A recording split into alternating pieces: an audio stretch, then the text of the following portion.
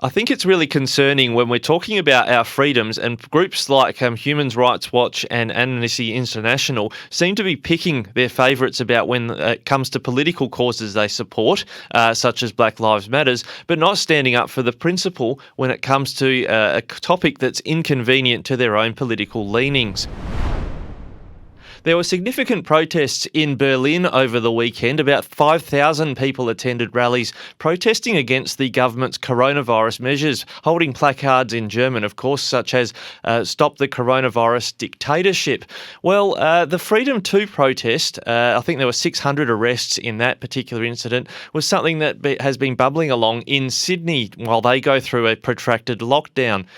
There was police and government backslapping, congratulating each other for stopping a protest that they said was going to occur on the weekend. But the voices I've seen on social media have indicated that no such protest was ever going to occur. So you've got governments claiming they've had a win and stopped people from protesting when it was never actually going to happen in the first place. There were protests the week before that were roundly condemned by many voices in politics and in the media.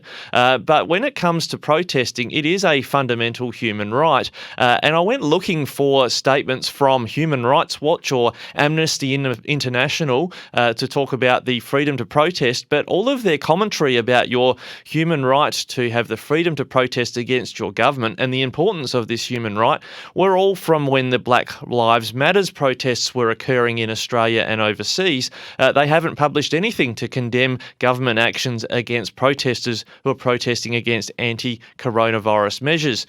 Now, it does look to me like a double standard. When you look at the commentary on their websites about why your right to protest is so important, to take on big governments and big corporate entities, and it's your only opportunity you have in some cases to raise your voice and make yourself heard about issues you care about, it does seem that if it's a human right, it applies to everyone. It's a fundamental human right, and it applies whatever the subject is that you want to protest about. If you want to shake your fist at the sky outside Parliament House and say it's not raining enough or it rains too much, that's your human right, regardless whether people think that's a stupid thing to protest about or not.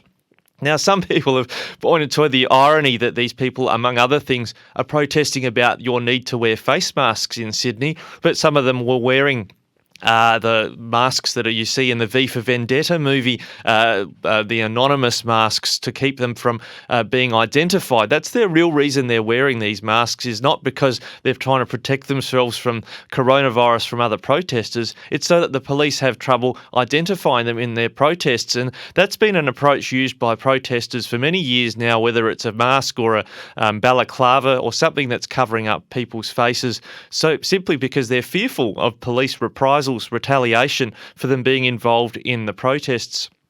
So what we're looking at in Australia, you've got the military now involved in the policing of the coronavirus lockdown in Sydney and involved in suppressing the protesting that people want to conduct against the coronavirus measures.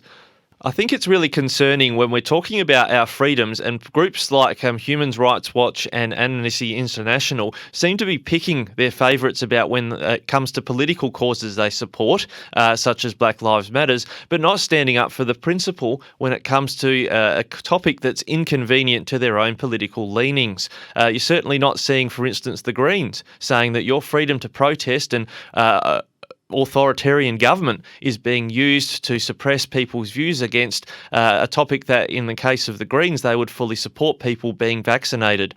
So I think that when we go through this period in history in Australia, I'm hopeful that we return to some sense of common sense, some sense of normality about our democratic freedoms, because the extent and the reach of government into people's lives and even their ability to protest freely about it, it's got to be temporary. We can't keep things the way that they are.